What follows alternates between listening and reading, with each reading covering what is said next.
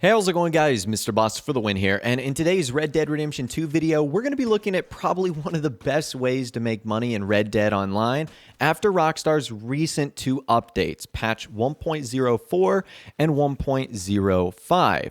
And even before that, about 14 days ago in Rockstar's Week 1 update, we've seen them nerf a lot of ways to make money. Now, granted, some items in-game have gotten cheaper, like weapons and provisions like Horse Reviver, but there's still a lot of things that are very pricey, and for that reason, a lot of people are still looking for great ways to make money. We've seen fishing get nerfed. We've seen animal spawn locations like the cougar get removed. We've seen farm animals and their pelts get significantly dropped in price. So it seems as if players are almost running out of options for profitable things to hunt now. And I'm almost worried that in making this video, Rockstar might see this and say, haha, we have to patch this too. It is too profitable. But I feel like what I'm going to show you today is really effective and it's super easy. Low-level players can get into this. High-level players can get into this. It's another form of hunting, but it's a set of animals that you might not necessarily think would be all that profitable. So when we think of animals we want to hunt, we want to think of the cougar, getting the perfect buck pelt, things that are going to sell for big dollars. Well, it actually turns out that hunting a smaller type of animal is more effective. Now, for this, I would recommend heading to the swamp area. So anywhere in Lemoyne, LaGrasse, Lackey, or the swamp outside of Saint Denis, this is where you're going to find these animals. Now, what are these animals? They are, I guess, generally, they're the exotic birds. So there's a handful of these exotic birds that spawn all around this area, whether that's a crane or many of the types of eagles. Egrets is another type of bird. Hopefully I'm pronouncing that correctly. There's a couple. There's little egrets, reddish egrets, and snowy. I do not think the snowy ones would actually end up spawning there. There's loons, there's herons, there's spoonbills, there's pelicans that you can actually catch too. The only ones you can't get are the Guarma-specific exotic birds, so like the parrot. That's kind of like the only one that won't end up spawning. There's a lot of other of these exotic birds too. I've mentioned a handful of them right now. All of these birds drop incredibly valuable items. So the two big things that primarily each bird, well, three things that each bird is going to drop, well, almost four things, I'm sorry. Number one is the carcass. The carcass, if they're in perfect condition, sell for a good amount of money.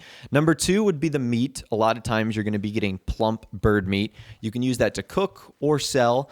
Number two is going to be the feathers, whether that's flight feather or a specific type of feather to that bird. And then number four is going to be a plume. Now, I'm not sure what plumes are, but a lot of these exotic birds have them, and you can sell them for a ton of money.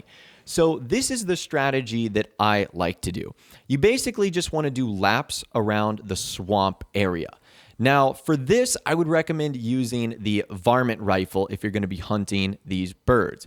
The varmint rifles, if you're able to get them in a critical area, neck or head, it's going to preserve all of the carcasses. Now, one interesting fact that I actually read about the other day is it doesn't matter if an animal is a 1, 2, or 3 star, it's still going to give you the same amount of meat, feathers, and plumes. However, you have to get a clean kill in order to get the maximum amount.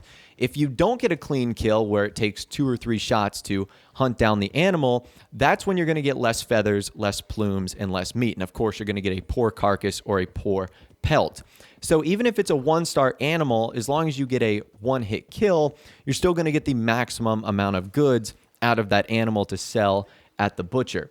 And the varmint rifle is perfect for this. For many of you guys that have the Ultimate Edition of the game, it's free. The ammo is also some of the cheapest in the game to get. So it really is an inexpensive hunting tool that you can use to hunt down these birds. Now, just like fishing, you can only have 10 of each item. So that's something you want to pay attention to.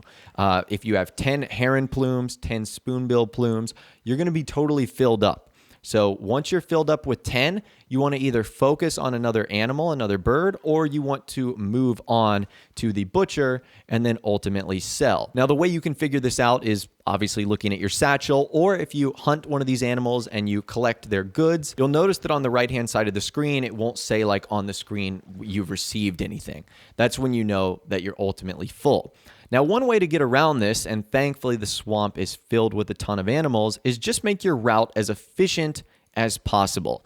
So what I mean by that is if you come across other animals like alligators or boars or anything of those kinds, you want to hunt them. Now, if you're only using one horse, all of the exotic birds fit on the side of your horse, meaning that you can have two on the side of your horse and then that you can have one large animal on the back. So what I would recommend is when you're doing this hunting route, if you do come across a spoonbill or a heron or a pelican with a perfect carcass, that's the one you want to pick up and put on the side of your horse. The other ones, you just want to gather the feathers and everything and then leave it there.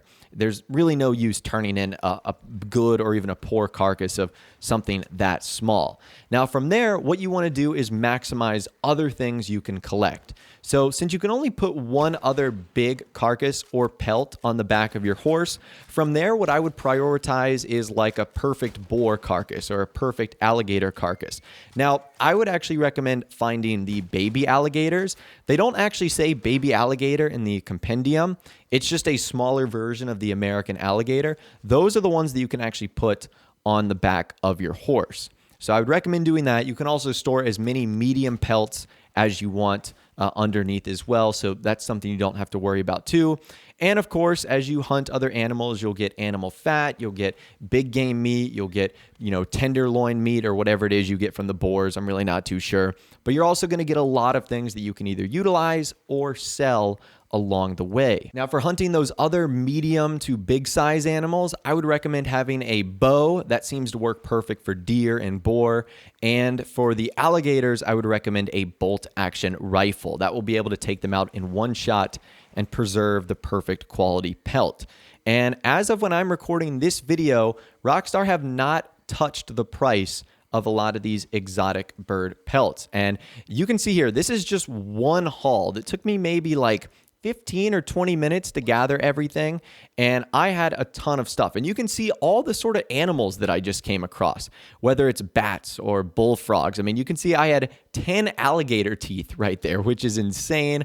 I had 10 pork tenderloins. I had, full gamey bird meat. I was able to find a smallmouth bass location, so I ended up catching some of those fish. You can see that the heron plumes were able to get me $15 for a full set. The whopping crane feathers, those were $1.20 each. I had some peckerel left over. I had 2 perfect muskrat pelts that ended up selling. The turkey feathers were kind of cheap, 45 cents each. But again, if you collect 10 of them, which you get like 3 per turkey, that's easy money right there.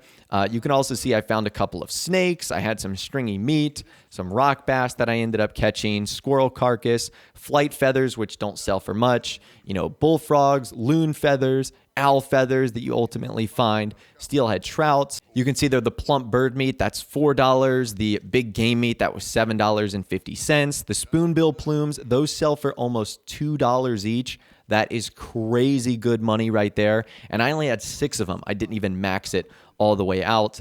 The boar tusk that I ended up acquiring, some snake skin, again, some animal fat, scent glands, raven feathers, bluegills, sockeye salmons, a perfect egret carcass was $3.50. I also had a perfect heron carcass, which was $3.25. We had a good coyote pelt and some boar pelt. And you can see that that was a ton of money for like 15 to 20 minutes. Like, that was so easy. And the best part about hunting a lot of these animals is none of them seem to care that you're hunting them or move at all. Like, for example, the alligators literally don't move. The herons won't move until you're right next to them. Same with the spoonbills and all the other exotic birds.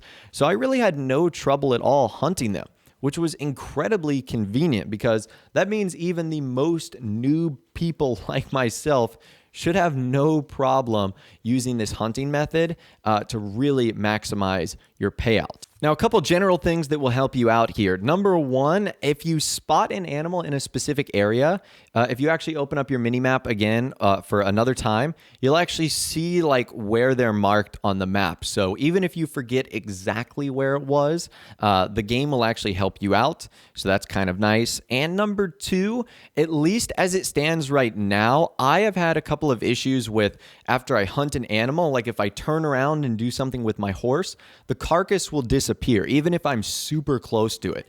So that's something that you guys might be running into. You might not be running into. If you're not, then don't worry about it. It clearly isn't affecting you, and that's a good thing. But if it is, you want to prioritize, picking up the animal, getting all its goods before you focus on everything else. Now, you guys might have some variations to this, but I felt that the most effective route was just to stay as close to the Saint Denis butcher as possible. And again, as it stands right now, because fishing has been nerfed, because the cougar locations have been nerfed, this so far seems like it is the best spot. And hopefully Rockstar do not patch this, because it's a great way to make money. And over the last couple of days, since the last few updates, it's primarily what I've been doing to make money as well.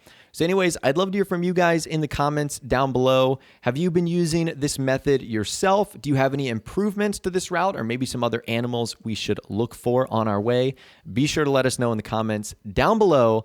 I'd love to hear from you guys down there. If you did go on to enjoy this video, though, a like rating would, of course, be awesome. And subscribe to my YouTube channel if you are new, or you like daily Red Dead Redemption 2 videos like this. With all the way, guys, like I said, thanks so much for watching. Take care, and I'll see you guys in the next video.